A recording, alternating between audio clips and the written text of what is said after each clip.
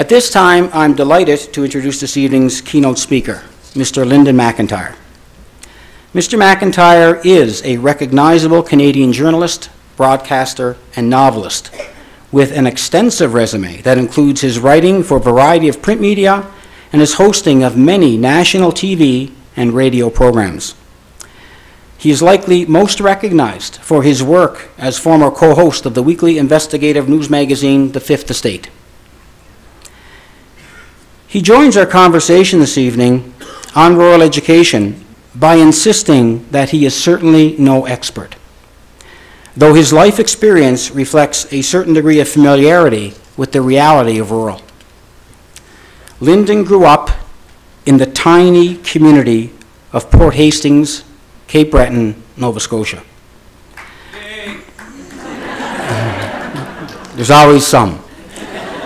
For those unfamiliar with Cape Breton geography, Port Hastings is a very small community.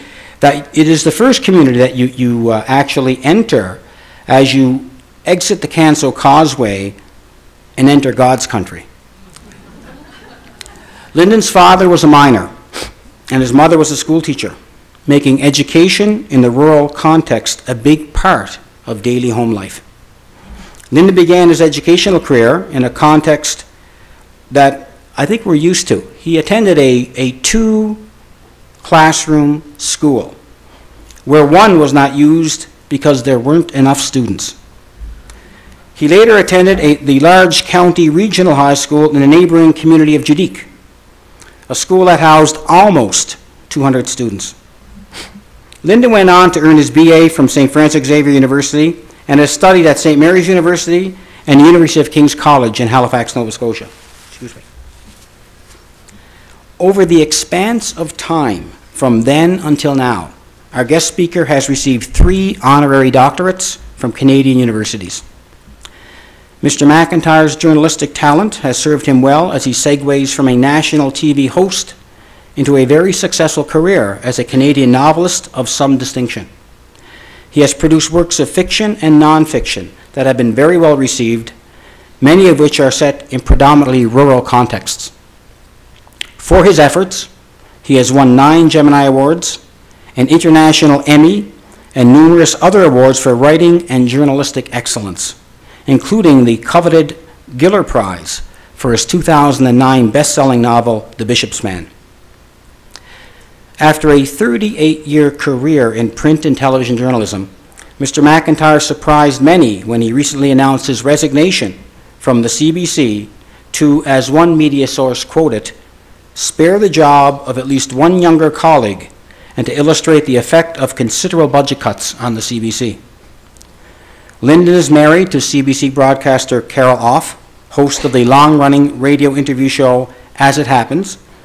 He has 5 grown children and spends his time between Toronto and his retreat in rural Cape Breton. In both his life and in his works, Linden MacIntyre understands the psyche of the rural context and the importance of family, of roots, and a sense of place in community. These are themes that are basic to rural life and serve as a frame of reference and a catalyst for him, as I suspect it does for many of us in this room this evening. Linden has graciously agreed to entertain questions, and I gather a variety of topics, at the end of his address this evening. Ladies and gentlemen, without further ado, please join me in welcoming Mr. Linden MacIntyre.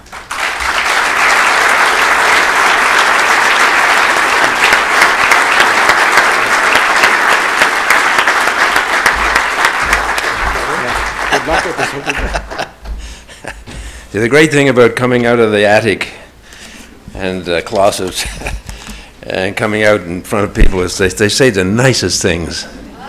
And they say who you are and where you're from.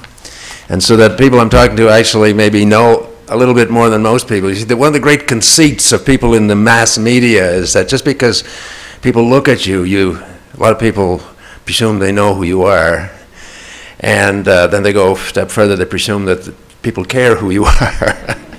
I was in at an airport carousel in Victoria, BC a year or so ago, and this young woman comes up to me and she says, can I have my picture taken with you? And I guess I was in a grumpy day. I said, sure, on one condition. Oh, she said, what's that? I said, that you know who I am. Oh, she says, everybody knows who you are. And I said, well, who am I? And she said, Lloyd Robertson. I said, okay, take the picture. So I can imagine, somewhere in the country, there's this pretty young woman going around showing a picture of herself with Lloyd Robertson, and I'm willing to bet 1 maybe in 100 knows the difference, that it's not. I suppose I should start out by saying the usual thing, that I'm happy to be here, because if I was still working for the CBC, I probably wouldn't be here at all. There's a bit of an issue about people from the CBC making speeches, which I'll refer to a little later. And that might have been a relief to me, because I'd have been required to tell Kevin Andrea, you know, thanks for the offer, love to be there, but not allowed. Then I wouldn't have spent months worrying about what I could possibly say that would be of relevance or interest to a bunch of people who are specialists in education and who are gathered here to address very real problems that you all face every day. The declining rural communities, the political dominance of larger urban centers, increased pressure to restrain spending on public services like education, and something that I could not have imagined even just a couple of months ago, the prospect of a recession in Alberta. Who could have predicted that?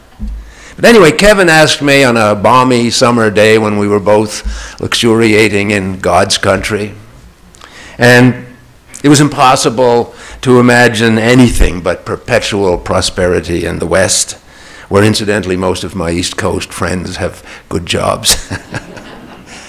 CBC brass still hadn't delivered the fatwa forbidding people to talk in public. And even if they had, I'd already decided to end my nearly 40-year connection with that place. And actually, I've been 50 years in the media, 38 of them at the CBC. So I said to Kevin, what the heck? I'll do it. This is awfully close to the Rockies. I love it out here. So here I am, for better or for worse. Mentioning the months of fretting reminded me that shortly before Kevin invited me to come here, just before the decision to, as I like to put it, to become self-unemployed, I was asked by another group of specialists in a field that's even more opaque to me than rural education. I was asked to speak to the Atlantic Association of Obstetricians and Gynecologists. That was an invitation that really had me scrambling to find reasons to avoid it. I mean, there wasn't a lively controversy in the CBC, but whether well-known people should be making speeches at all. And I kind of agreed with the hardliners who said we shouldn't. And even though it was unlikely that there'd ever be a conflict of interest between me and the gynecologists, I said no to the doctors. And then shortly after that, I decided, for a whole bunch of complicated reasons, which I'll mention a little bit, to quit my job. And the decision got a whole lot more public attention than I ever anticipated. So the gynecologists noticed, and they came back again, and this time they were coaxing. And I still wanted to say no for the very same reason that motivated my decision to say no in the first place. In the immortal words of Prissy in Gone with the Wind, I don't know nothing about birthing babies. But when I sat back and gave the situation some serious thought, I realized that, like everybody else, including everybody in this room, I'm willing to bet, even if I don't know nothing about birthing babies, I'm an expert when it comes to making them. So I said yes. I said yes. And as I thought about that commitment, something interesting happened in my head. The insemination, you might call it. The insemination of an inspiration, an insight that just might be relevant, that I might be able to say something relevant to both groups. I realize that there's a logical symmetry in the aims of both professions, gynecologists and educators. The baby doctors use professional skills to bring healthy human beings into the world. Educators struggle to prepare those people for lives of useful, rewarding participation in the world. And given the fact that we're all experts at making babies, and that the actual mechanics are really driven by Mother Nature anyway, I think that the gynecologists have the easier professional assignment. That while making babies might come easily to most of us, making healthy adults is a whole lot more complicated. And yet education, just like making babies, is a subject about which I suppose almost everybody will have a lot of strong opinions. How it should be done, including whether in some cases it should be done at all. Who should be in charge? What is the best approach to helping people learn to cope and grow and prosper in a life that seems to get more complex and perilous as the years go by? My own views, like the insights and opinions of most people who spend any time in journalism, are ambiguous. Ambiguity is what happens when we spend a whole lot of time sitting in the back seat telling people in the front seat how to drive and commenting on the quality of the driving. We have very little opportunity, or dare I say responsibility, for participation in the nitty-gritty of running human systems.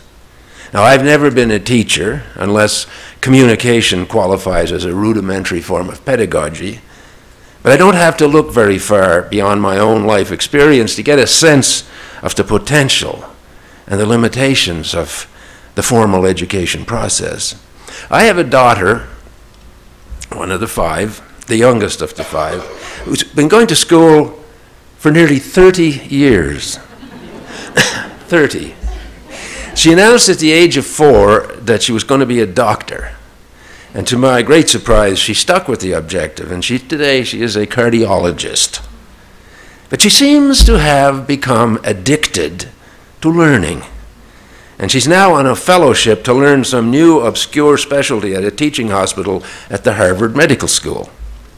30 years of education, all the way to Harvard, and she still doesn't have a boyfriend or a driver's license. Now, let's go to the other end of this spectrum. My father, who was a miner, my father never went to school a day in his life, not a single day. The only time my father ever crossed the threshold of a schoolhouse was for a concert or a card game, and that's what rural schools were used for when I was growing up. When my father was a boy, the word rural described most of Canada, but even by the standards of the time, his community fell somewhat below the threshold of what would be considered rural even then. The neighbors were few and far between. He was born in a house with only basic comforts. It was dry, and when it had to be, it could be warm. There were no domestic services like plumbing, water, or electricity, and there were no communal services like doctors, police officers, and firemen. And there was no school. My father had 3 siblings, 2 of whom died in an epidemic, the details of which nobody bothered to record. He, according to family lore, almost died in the same epidemic, and he remained sickly right into his teens. The language of the home was Scottish Gaelic, hardly an impressive asset on a resume. I saw a photograph of him taken just before he left home to look for work. He looked very frail and he looked really frightened. The only work available for someone without formal education was the hardest kind of physical labor. So he became a hard rock miner, followed the mines all over this country. And this is how he managed to support a family until he died at the age of 50. I should say he managed to help support a family. He clearly possessed some assets and charms because he married a school teacher. With her help and his own natural desire to learn, he mastered the basics necessary to function at a fairly advanced level in his profession as someone who had no formal education. And I've seen him when I was clawing my own way through the education system. I worked with him and for him in the mines, and I've seen him at work, respected by the men who worked for him, and accepted even by a peer, as a peer by mining engineers and geologists who were planning mine development. This is a guy who never went to school. So these extremes more or less define my understanding of what formal education means to the quality of life, and even in my father's case, the length of a life. My own personal experience falls somewhere between those two extremes, and it's probably more typical and I suppose useful to me when I try to relate to the challenges that you face. As Kevin pointed out, I grew up in a village. The school was an ancient building just steps away from where I lived. I can remember being a little bit more than a toddler, and I was standing at the fence watching the hilarity in the schoolyard, longing for the day when I could join in. There was one teacher, as Kevin pointed out, one of the two classrooms had to be closed because of a dip in the population. And she noticed me standing there. And one day she approached the fence and she invited me to attend school on a Friday afternoon. She said, "Would you like to come to Junior Red Cross?" And I went rushing home and I asked my mother. My mother was very amused when I informed her that the teacher, whose name was Miss Euphemia McKinnon, had invited me to go to school to June my Red Cross. In any case, I started my long sojourn through education, Juning my Red Cross, every Friday afternoon. And it was the beginning of a very long association with rural education. As the so-called baby boom got underway, I didn't tell Kevin this part, the school board had to open that second classroom in the two-room school. Enrollment shot up to 44 or 45 people. And when I finally made it to grade 11, I began to commute to a rural high school 20 miles away, an institution that served all 12 grades and had a staggering enrollment of nearly 200. It was a huge adjustment. Now, as you can see, my sterling qualifications for talking to you about rural education are pretty obvious. I grew up in a village, population 114. I went to what would be classified as rural schools, impoverished places even by the standards of today. The consolidated rural high school I eventually attended was brand new. But I remember there was a storm the night before the first day of classes in the new school, and the storm blew the roof off. This was a lesson in itself about the best laid plans of school administrators. Bad construction had been preceded by bad planning. There was a lab and a library in this spiffy new school.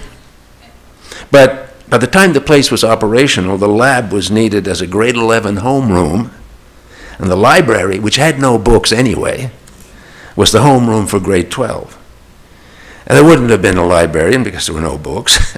And the chemistry teacher was also the principal, so he had no time for labs. So we just ignored all the sinks and taps and Bunsen burners and just buckled down to learning reading and writing and arithmetic. So it was a long time down there, as in most places, before educators and psychologists and sociologists, among others, were able to describe the practical hurdles facing those of you who are responsible for maintaining the standards of rural as opposed to urban education. But I suspect that even a brief conversation with any half-alert rural student, parent, teacher, or administrator back in 1960, you would have identified the main concerns that are still among the concerns you face here today. Curriculum delivery, busing, teacher training, insecurity in teacher allocation, threats of and adjustment to school consolidation. They were the big concerns then, and I suspect they still are. Now, there's another one, a big one now, as opposed to 1960, and that's the challenge of actually having to plan human development instead of leaving it the way we used to, mostly up to the Darwinian imperative, survival of the fittest. Now educators have to plan for the future, the particulars of which nobody, And I'm going out on a limb here, but I suspect nobody can credibly predict this future. And the biggest and most perplexing variable in planning for the future is technology, and in particular the technology for gathering and communicating information. We don't have to go back to 1960. Go back to 1990, and very few of us could have predicted the kind of communication technology that we would be carrying today in our jacket pockets. The challenge in rural schools, as in schools everywhere, is to prepare people for a journey into an evolving place with survival skills for challenges that we cannot specifically define. Add to this the special paradox that faces rural educators. Where there is high achievement among rural students, it is often motivated by a deep desire to escape to distant cities, places that are superficially at least more exciting and that offer more potential for personal development and growth, not to mention jobs and wealth. So academic excellence can become part of the problem that accelerates decline in our smaller places, the brain drain. Arguably, an effective education system in rural Alberta makes your jobs and lives more difficult by helping to depopulate the countryside. Now, as I mentioned, the problems facing educators aren't exclusive to schools or rural areas. A recent study by the Community Foundation of Nova Scotia revealed a widespread malaise among young people in general. In the worst case scenario, in the worst cases, an increase in rate of suicides. Anecdotal input from young people describes a continuum of consequences originating in uncertainty about future prospects, financial stress, leading to unhealthy lifestyles, bad eating habits, drugs and drinking, depression, thoughts of self-destruction. Now the school system in Nova Scotia requires a growing number of dedicated clinicians to monitor for signs of trouble among adolescent students. In my time, the clinician was the teacher, and the therapy, the strap. Back in my day, when school got on your nerves, or when you needed money, you dropped out, you went away, you got a job working for somebody like my father in the mines or in construction.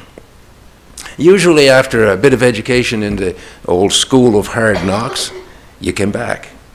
When I was in university, I numbered among my friends former miners, stevedores, electricians, iron workers.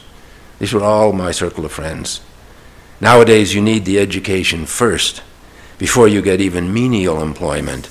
A high school diploma, ideally with some academic distinction, is a ticket to a college or a university and preparation for a better life. And so it becomes incumbent on the people running our elementary and high schools to come up with an environment and the programs that don't drive students crazy before they're driven out. I admit to a certain amount of shame standing here, comparing what you and those you care about are facing now compared to what I had to overcome more than 50 years ago. It's a different, harder, more exclusive world. I was born into a smaller generation. It was during World War II when most of the men folk were off at war instead of home making babies. I got into university with an academic record that would get me laughed out of Tim Hortons nowadays. After university, I became a journalist, then known as a reporter. By the simple act of riding in an elevator up to the 3rd floor of an office building in Halifax. I had a mediocre education, I had no qualifications, and I had 2 job offers in my shirt pocket. 5 months after that brief elevator ride, I was a resident parliamentary correspondent in Ottawa, and I hadn't even voted yet. 12 years later, I got fired. I got fired for being cocky, a word that used to be a kind of compliment. In my profession these days, cocky is a fatal criticism, but cocky was what helped me to survive. Cocky was what enabled me to have great and enlightening conversations with a range of people, with a range of viewpoints, Tommy Douglas to John Diefenbaker, from Peter Newman to Ted Byfield. I think what's missing in education today, or maybe it's missing in the world, is the sense of personal self-worth that enables a nobody like me to blindly follow curiosity into the unknown. And the reality that would daunt me most if I was an educator now is that everything beyond tomorrow is essentially unknown. And young people, while blessed with a certain kind of weary sophistication and confidence, they lack the kind of cockiness that originates somewhere in the gut. It was challenging working up the nerve to stand in front of a room like this, to talk to people who are here to look and listen collectively for ways to do a vital job more effectively. Your daily lives are shaped by the concerns that I rarely have to think about anymore. What do I know about what you people have to deal with on a daily basis? I come up through a rural education system, lucked out in a career which I managed to survive for 50 years. Young people whom I talk to think I won the lottery.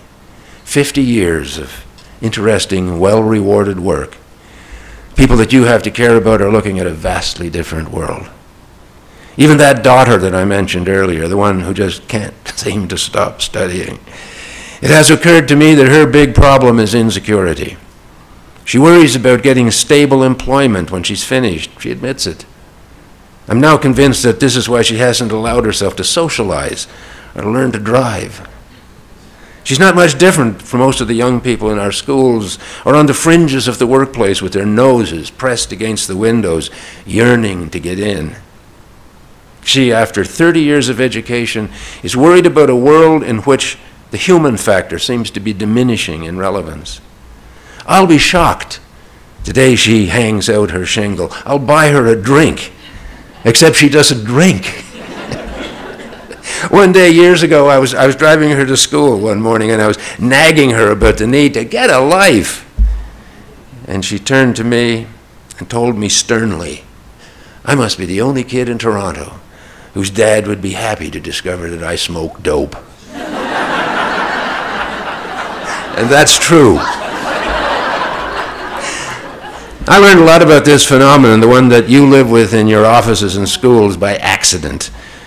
One day last spring, reflecting on another round of savage job cuts at the CBC and conscious of the fact that the cuts would dash the hopes of hundreds of the youngest, brightest people in the corporation, I realized that after all these years it was time for me to go. For the budget cutters in Ottawa, the latest round of job cuts amounted to a number on a spreadsheet, 657. And then another 1,000 plus in the next few years. Numbers, dollar signs. For me, they had names: Rana, Alia, Taranum, Scott, Lisanne. Vulnerable people. People perhaps about to be excluded from jobs that they were good at. People who had something I no longer had: potential. The potential to get better. The potential to help make a better world for future generations. I'm not being modest. I have gifts, but I no longer have the potential that they have. So I quit. It was a personally traumatic decision. People say that I retired, but retirement is an option to be exercised by lucky people. I quit because I felt that hanging onto my job was no longer an option that I could comfortably live with. I knew it would be difficult, but I didn't realize it would also be profoundly educational. It revealed to me a deep malaise in our society, in our culture, a kind of systemic anxiety about the availability of the things we used to take for granted: jobs, homes, families. I learned a lot about society and the reaction to my decision to give up my job. It's going to be ironic if it emerges that the most important thing I've done in a 50-year career is quit. But I'm not here to make a pitch for public broadcasting, but there are important issues that overlap the present situation at the CBC and the challenges that we've all come here to think and talk about. You are directly and vitally affected by what happens at the CBC, not just as shareholders, listeners, and viewers. The CBC, since its inception, has been a key part of the quality of life in rural Canada. I think we can all remember the farm broadcasts and the fisheries reports. When I first went to work at the CBC at the national network level, it was as a producer for something called the Department of Agriculture and Resources. Young CBC people think that I'm joking when I refer to what we used to call ag and resources. But it was there in 1980 that I got to do a 1-hour network special on the acid rain phenomenon, which had everybody nervous back then. It got a huge and responsive audience. I used to work in conjunction with a program called Country Canada. One of the most popular TV shows in Atlantic Canada was Land and Sea. Where are they now? Country Canada is gone.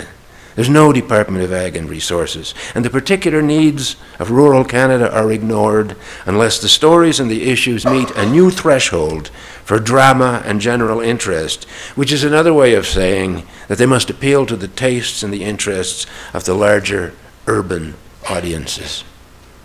I find it difficult to think about the ongoing decline of the CBC in isolation from the broader issues that diminish public services across the board. And nowhere is the impact felt more painfully across the board than in rural Canada, where apathy and decline are at the root of all the challenges that you must face in trying to sustain the quality of education, which is another way of saying sustaining equality of opportunity for young people who are politically and economically marginal because of where they live. It's a depressing thought, compounded by the feedback I've received from parents, teachers, and employers, and from the people with the most at stake. The young people who approach me all the time now with questions that almost always start with those awful words, "What's your advice to someone?" And I know you deal with this on a daily basis. What's your advice to somebody? Somebody with a simple dream, to apply her skills and gifts and to develop her potential for a life that will deliver a little bit of satisfaction as an individual and some civil progress for the rest of us. I figured out that the reaction to my departure from the CBC wasn't about me at all. It drew attention to a situation that bothers everybody, the visceral uncertainty at both ends of our working lives. How do I get started in a career, and what will happen when I have to leave it? In the years between those 2 points, the end and the beginning, we should be able for a while to forget about the reality that everything we have and do is temporary. But it seems that the whole idea of career, job security, professional satisfaction, all been overshadowed by uncertainty and insecurity in our working lives. Mature people are uneasy about technological and economic and political changes that could without warning affect our livelihood. Everybody, it seems, worries about how their kids will get access to a workplace that seems to be shrinking and shifting in unappealing ways. In journalism alone, conversations with young people have become unfailingly discouraging. It's the same even in conversations with people for whom you'd think the future is a prospect that glitters with interesting opportunities. IT people, so-called communications experts, bankers, people with MBAs, cardiologists, and Albertans. I don't think anybody in these uncertain times is immune from livelihood anxiety. I tell my daughter, the one who's been in school for nearly 30 years, after I did it, learn to drive for God's sakes. You know, you can have a degree from Harvard, but if you can't drive a car to the sick person, you might as well not have it at all. But I tell her, you know what, if you're anxious about getting a job when this is finished, maybe you should have picked a better specialty than cardiology. How about psychiatry? I can see a future of unfettered growth in the field of mental health. And then there's what you people do. The original growth industry, education, helping people at the point where lives get serious. Recently, I was honored by the university from which I and Kevin and I guess a whole bunch of people around here graduated a lifetime ago, in my case, St. FX in Antigonish, Nova Scotia. I was quite amused when I got the word. They wanted me to be Alumnus of the Year at the homecoming in 2014. I was going to be shamelessly flattered, and I was going to be presented with a lovely piece of Nova Scotia crystal with my name etched on it. I wanted to decline. First reaction, I can't do this. I knew that anybody there who might remember me would recall a terrible student. Bad work habits, slow to grasp the complicated concepts, naive, immature. But something must have penetrated my confused, distracted, adolescent consciousness in spite of me. I've spent 50 years struggling to understand the complicated things that I've been learning every day about the so-called human journey and the world. And it never once occurred to me to wonder why I bothered. Never occurred to me to wonder why I was engaged in this. Why this insatiable need to know and to understand. The questions and the effort just came naturally. Thanks, perhaps, to some unremembered educator working in a rural school. In the end, I decided to accept the crystal. When I finally, after all those years, put it all together in my head, it takes me a while sometimes to get these complex ideas, it came to my mind that the value of education is exactly what happened to me. It's to make somebody like me aware, make me aware of the value of education. If that's the most a teacher does, I mean, people go to schools and universities thinking you go there to learn stuff. No, you go there to learn about the importance of learning, because that's something you're going to do every single day until you die. So that was the insight that finally penetrated my thick head and persuaded me, okay, I'll face the flattery and I'll accept the crystal. And I will try to suggest to these people that what I learned, that was the important thing that I learned while I was getting a degree from that university, was about the value of education, and that learning is a process and it lasts a lifetime. Learning is a yearning that will never be, nor should it ever be, fulfilled. Now, I carry around with me, and this is not an exaggeration, it's either in my pocket or in my backpack, it's a little bit of wisdom that reminds me of why we learn and why we continue trying to learn for as long as our brains work. It's words of a great scientist and educator by the name of Edward O. Wilson. And it's from a book called Consilience. And he wrote, "When we have unified enough certain knowledge, we will understand who we are and why we are here. If those committed to the quest fail, they will be forgiven. When lost, they will find another way. The moral imperative of humanism is the endeavor alone, whether successful or not, provided that the effort is honorable and the failure memorable." I'm going to stop talking now. Kevin said we can continue this, and I'd be happy to do something that I've done professionally for half a century, which is listen. And I'd love to hear your comments and your questions, even if, as you've already noticed, answers to such questions can take a lifetime and still never be definitive. Thank you, and good luck with your conference.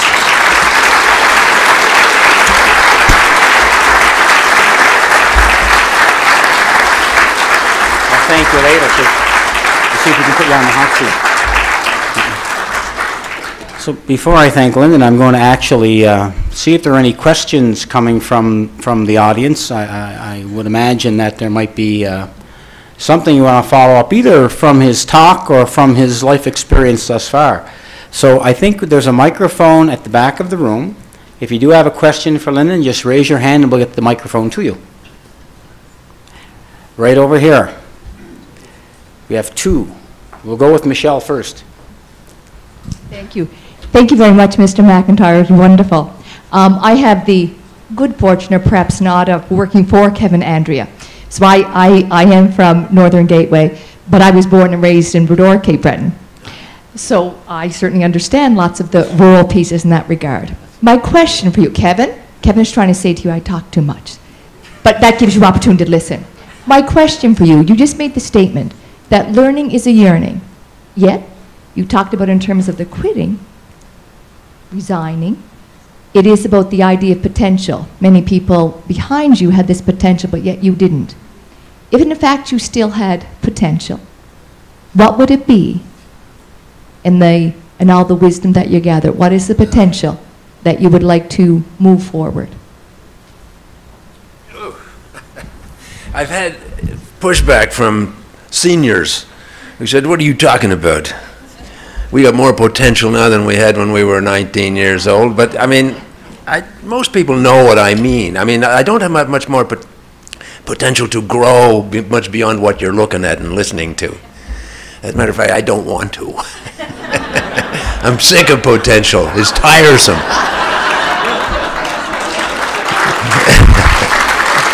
Getting up every morning and saying, "I got to fulfill some more potential." Damn it, no, enough of that.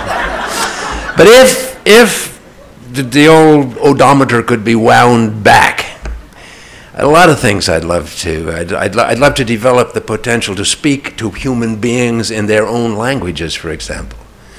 One of the deficiencies of my rural education was that the French teacher couldn't speak French. She wasn't even very fluent in English, actually. And, you know, I would love to have had that.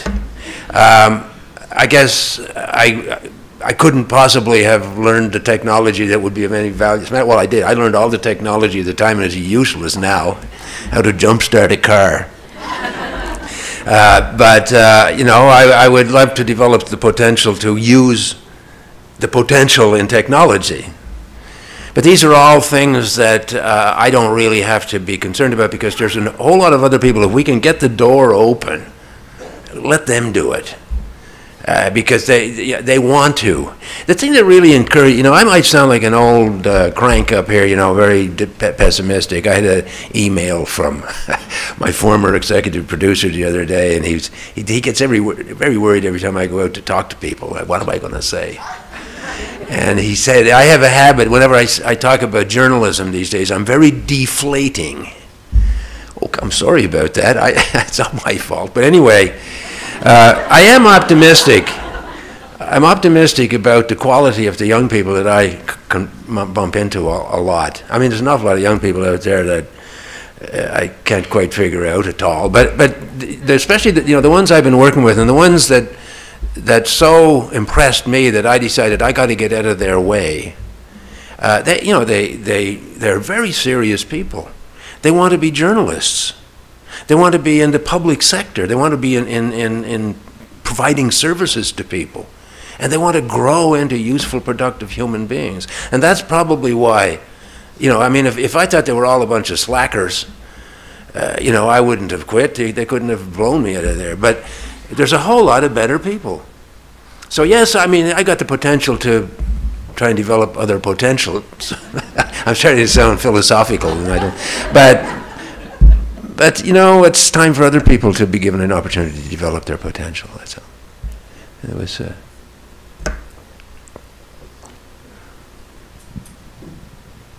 The CBC is often touted as being the great informer, the great equalizer. It has had a role over the past number of years to make the language even across the country. In fact, we even have managed to get Newfies to speak English, and occasionally Cape Bretoners. But where do you see the future of the CBC and where it's headed? I'm a little pessimistic, but where do you see? Well, you asked that question at a very interesting time. I don't know how many people in this room remember Ken White. He used to work for Alberta Report. He's conservative voice. He's one of the smarter conservative voices in the dialogue. Too many people are defining it. Like I come from a conservative background, and you know what? I'm not going to go further down that road. But Ken White suggested in a question and answer the other day in some online publication that the CBC is going to be necessary for a number of reasons, and it has to be strengthened now, or it's not going to be there. And once it's gone, it can't be brought back. The reasons he mentioned, Canada is, and this is one of the great virtues of the country and the great strengths of the country, it's a country of regions, individual parts that are kind of politically held together by history and a confederate or a federal relationship that's pretty dry. But culturally and emotionally, we sort of do our own things in our own parts of the country, and we snipe at each other from time to time, and then we don't really get together collectively very much. We're not like the Americans who can get completely glued together at the drop of a hat. So, but what the CBC does, it doesn't like ram this national sense down people's throats, but it is there as one place you can go to listen to other parts of the country at any given time. It's particularly important now in another vital way, because we are watching a serious crisis unfold quietly in the private sector. Right now, virtually all the Canadian English language newspapers are owned by one company, Post Media. And Post Media is 35% owned by one American hedge fund. And it's in debt to its ears to a bunch of other American hedge funds who charge Post Media 8% interest on the debt. So you can imagine the little bit of profit that can be made nowadays in a tough economic environment for the press is going to hedge funds in the United States. That's not exciting to look forward at. And there's a few newspapers that are clinging, and they're scrambling around in a kind of an unhealthy way to get attention to themselves. Private broadcasting is in the same boat. When you have CTV cutting its investigative program W5, cutting staff, cutting programs. Global had to do the same thing to its investigative programs. Journalism in Ottawa has now been. This guy wrote a recent book. He blames it all on Stephen Harper, and I don't know why. But anyway, he wrote a book called "Killing the Messenger." But anyway, he humorously describes covering politics in Ottawa nowadays as covering Pyongyang. Everything is so tight in Ottawa, and of course at the same time the media cohort is shrinking down. When I was a young reporter in Ottawa back in the 60s, my job was to cover maritime politicians, stay on top of them. What are they doing? What questions are they asking? What answers are they getting? How are they earning their dough? And in those days, you could actually go and visit the MP and talk to him and find out what he was saying. I used to carry around I worked for a newspaper once where I had to know things like crop conditions in Western Canada and oil and gas and stuff like that. I worked for a financial paper. I used to carry around in my head the phone numbers of the Deputy Minister of Energy, the Assistant Deputy Minister of Finance, the deputies of this and the heads of that department. And I could get on the phone and call them up. Now, you can't talk to anybody. When I was a reporter working for the Maritimes and covering just for the Maritimes, I remember Saskatoon Star Phoenix and the Regina Leader Post had reporters just dedicated to them. Winnipeg had two parliamentary correspondents dedicated to the two newspapers in Winnipeg. Now you got just this big blob. And the regional and the rural interests are just not of any interest to the big blob. The party politics in Ottawa is covered much the same way as the NHL. Who's boarding, high-sticking, who's got the greatest number of penalties, and who's scoring the goals, and who's going to win the playoffs. That's the way it's covered, and it's not healthy. So the CBC has a mandate. It is the only media organization in Canada that is created and directed by an act of Parliament, the Broadcasting Act. And the Broadcasting Act requires the CBC to entertain, inform, and enlighten Canadians in 2 languages and on all the various platforms, radio, television, digital, and in Aboriginal languages. Nobody else has that mandate. And it's kind of ironic at a time when the media that does, and I'm not a critic of private media, but media is a business, communications is a business. I find it ironic and paradoxical at the same time that the private sector media is going through a crisis, an economic and a business crisis. The public sector is being diminished by about $100 million a year, and is finding it having to make very, very difficult choices about how it meets the parliamentary mandate to inform, enlighten, and entertain. And it's getting worse. We lost the big cash cow called hockey. And it's just drying up.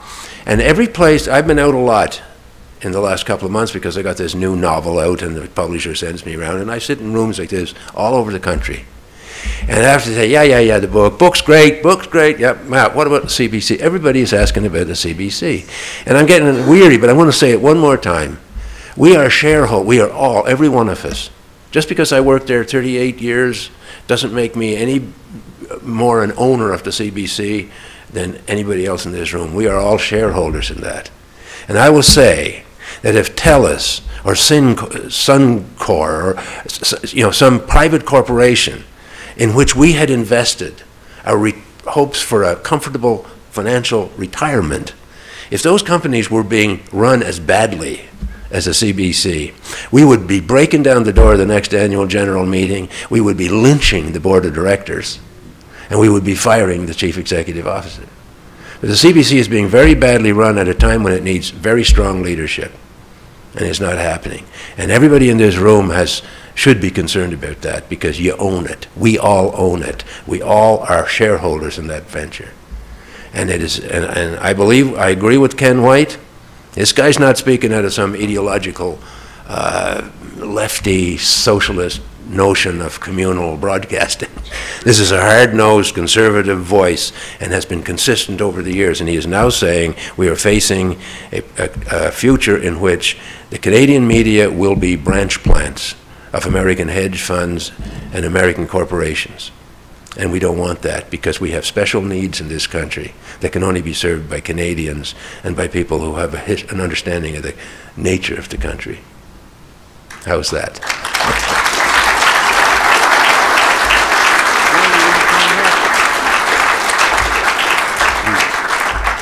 As you can see, Linden doesn't really say what he thinks.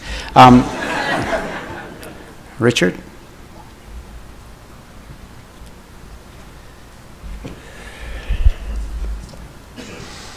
Thank you, Linden. I remember you. I was a young immigrant to this country in the 1969, came over here.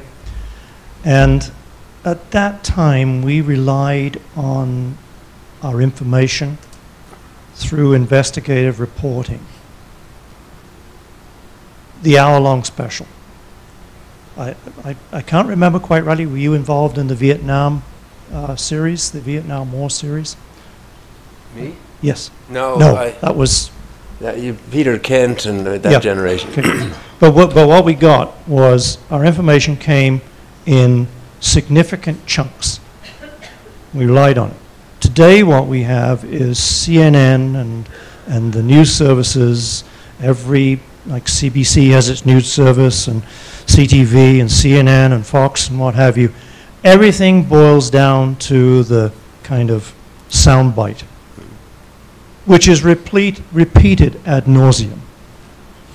What do you think about that change in the basic way in which we receive information? Well, I mean, there's two things. One is negative and one is positive. Because of technology, travel, the shrinking globe, it's easier to cover the Vietnam War today or the equivalent. I mean, you don't have to get your head cut off in Syria to cover ISIS anymore. But the real problem is that the outreach by Canadian media has been cut back significantly just for financial reasons. I mean, this is the thing that always impressed me about being a reporter in this country, and during the 80s I did a lot of that foreign stuff. It was post-Vietnam, but it was Middle East, it was Central America, it was Northern Ireland, it was breaking down of the Soviet Union. We were there, we were going with our teams, and we would camp in those places for a month at a time, get the story. Now the style is to take one reporter, parachute him or her into wherever, Ukraine, Lebanon, Iraq, whatever. First thing the reporter does when he or she gets off the plane is get in front of a camera and say, "Here I am," and this is what's going on. Well, the only thing she knows about what's going on is what she read in the papers on the way there, which is kind of a violation of the tradition of journalism, which is where you go in, you wander around for as long as it takes to find out what's going on by talking to people, and then you put it all together, and you report it. But the thing now is more to be seen to be doing the work without really spending a whole lot of time in assuring that the work has depth and quality. And that's largely a financial thing. I mean, the reporters are capable of doing everything that I did and that my colleagues did at the time. But you know, you look around, I don't want to sound like an old fart, but you know, where's the Joe Schlesinger of today and the David Halton, and where are those real world-class journalists who would go to places and park there and come back and tell you what was going on. And one thing, it's expensive to do that. It's time-consuming to do that. On the other hand, you can fake it, thanks to the technology. You can give something that deep that makes people think they know what's happening. And maybe that's all people, because there's such an avalanche of information coming at us all the time. Maybe that's all we have time to be interested in. You know, scan down through cbc.ca, yeah, I know all that now. But, so maybe the appetite for depth and context is not as great as it used to be. But I think the need for it is. I think the need to understand these international issues that are pretty frightening in many ways is greater than ever before, especially now that we have this new political impulse to scare everybody to death. You know, they're coming after us, and I think we got to know more about them and what their problems are and what they're really up to. And so we won't be quite as vulnerable to some politician standing up and telling us we got to do things that we don't have time to think about in response. So anyway, that's it's a very you raise a very important, very complicated thing. Boil the answer down. It's not getting done nowadays because it's too expensive, and B, because we can provide a cheap alternative to it that isn't quite as useful as the old-fashioned way of going out there with your suitcase and taking your chances and coming back with a story that you couldn't get by reading headlines.